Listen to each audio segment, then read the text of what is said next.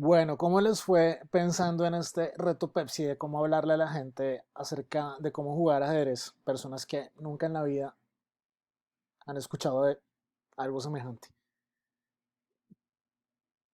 La clave de hacer bien este negocio es básicamente ponerse en el lugar de la gente que los está escuchando, ponerse en el lugar de otro, desarrollar empatía. Y por eso les digo que la clave para hacer este ejercicio bien es básicamente ser una buena persona. Tenga eso en mente y empezamos a hablar acerca del lenguaje radiofónico con mayor detalle.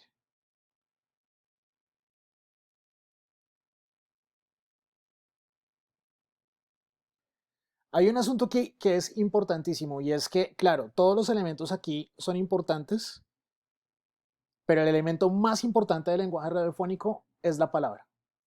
Usted puede tener música, puede tener efectos, puede tener silencios, pero sin palabra esto no tiene sentido. Seguramente sin palabra usted puede tener de pronto un radioarte, puede tener un ejercicio de paisaje sonoro, sí, que son elementos que de una u otra manera también nacen del lenguaje auditivo, ¿sí?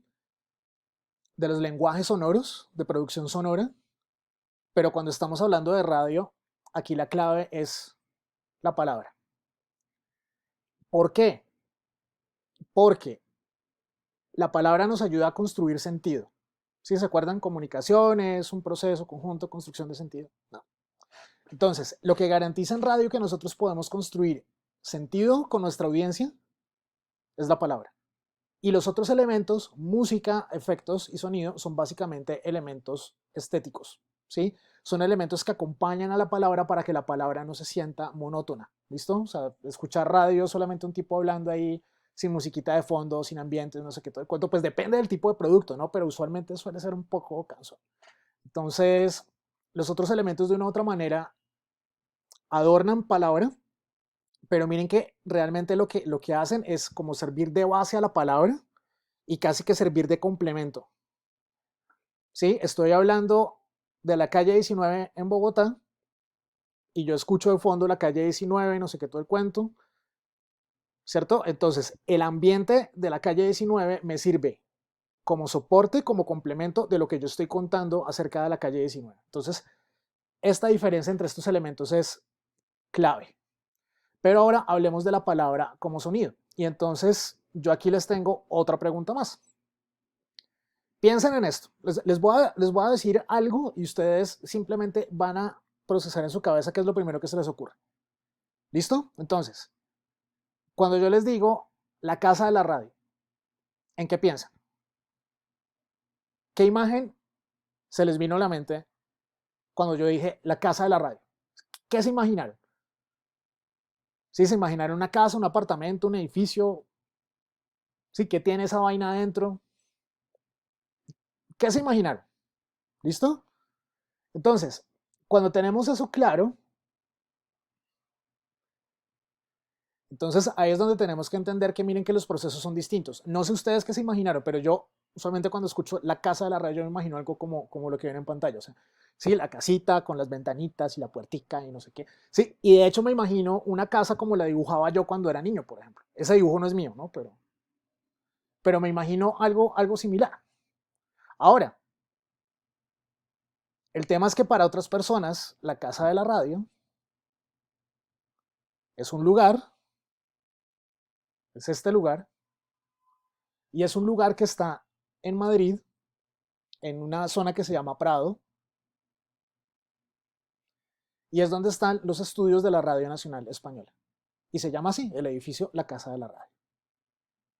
Entonces miren que no todos los oyentes van a tener exactamente los mismos referentes que tenemos nosotros. No todos los oyentes ven el mundo como nosotros lo vemos.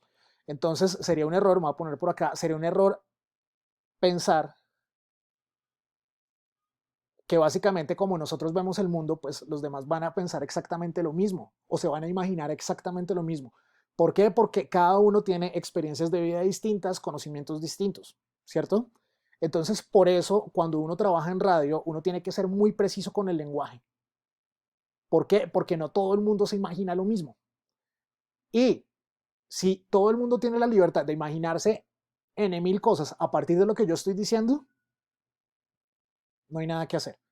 Es un poco como mi ejercicio cuando preparo estas clases, ¿sí? Tengo que procurar ser lo más preciso posible para que, aun si hay preguntas después de ver este material, de una u otra manera podamos, a partir de una base, llegar a acuerdos y que todos estemos hablando el mismo idioma. Esa es la importancia, entre otras cosas, de estos videos tutoriales. ¿Listo? ¿Qué pasa?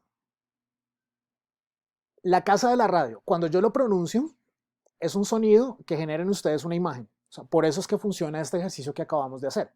¿Sí? Y eso pasa con absolutamente todo lo que escuchamos.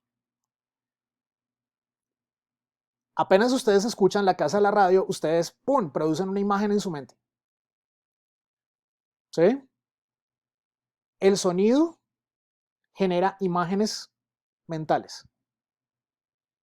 Y la manera en que se producen estas imágenes mentales condiciona la producción y condiciona la escucha. ¿Por qué? Se los dije antes. Ojo, porque cuando ustedes trabajan en radio tienen que ser súper precisos. ¿Sí? El ajedrez es un juego de mesa que se juega en un tablero de tales características, con unas fichas de tales características. Sí, la descripción tiene que ser muy precisa para que todo el mundo se imagine más o menos lo mismo que usted tiene en su cabeza. Como usted está estudiando comunicación, su trabajo no solamente produciendo radio, sino produciendo cualquier otra cosa, es que usted tiene un producto de comunicación, lo entrega, se lo muestra a alguien y la persona a quien se lo muestra tiene que comprender exactamente qué era lo que usted tenía en la cabeza cuando planteó el producto. Si hay un gap ahí, o sea, si eso no se logra, estamos en problemas porque estamos aprendiendo justamente a reducir esa brecha. Y para eso ustedes se están formando. ¿Listo? Vamos a saber, particularmente en radio, esto qué implica. Y tener imágenes precisas e imágenes cercanas. Por eso, por ejemplo, recuerdan cuando hablábamos del estadio El Campín y de cuántas veces yo podía llenar el estadio si metía a todos los desempleados en Bogotá. Ahí, esa imagen es precisa.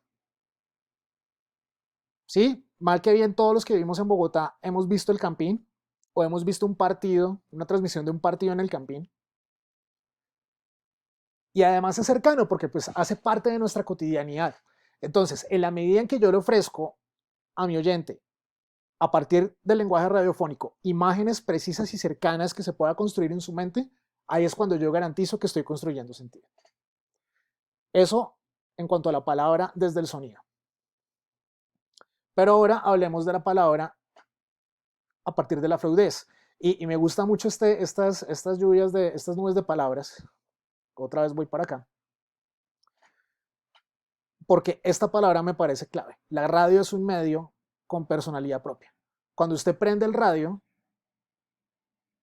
usted en cuestión de 2 segundos, sin que le digan, está escuchando Caracol.